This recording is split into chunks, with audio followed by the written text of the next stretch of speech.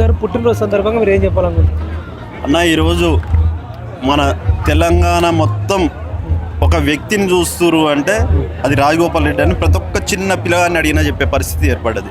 ఎందుకంటే ఒక మనిషి 10 మందికి సహాయం చేస్తుంటేనే వారిని ప్రతి ఒక్కరు ఆదరిస్తారు.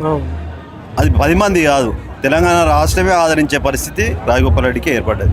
ఎందుకంటే ఈ మునుగోడుకు సారు మాకు పోటీ చేయడము, ఇక్కడ ఉండడము ఈ ప్రజలు చేసుకున్న పుణ్యం.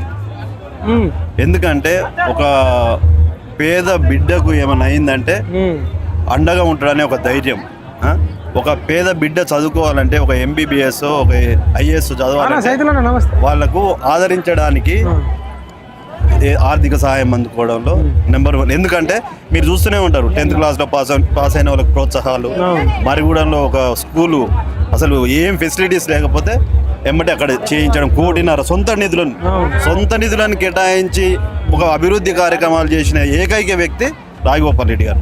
మేము ఎంపీగా ఉన్న కానీ అప్పటి నుంచి ఇప్పటి వరకు తనతో నడుచుకుంటూ ఎందుకు వస్తున్నామంటే ఆయనలో ఉన్న మాతృత్వం, ఆయన సేవా గుణము, ప్రేమాభిమానాలు ఇవి ఒక వ్యక్తిని ఆదరిస్తే ఇంత ఉంటుందా అని అనుకుంటాం. మేము ధైర్యంగా ఎందుకు తిరుగుతామంటే మాకు ఏమైనా మా సార్ ఉండనే ధైర్యం అనేది మాకు ఉంటుంది.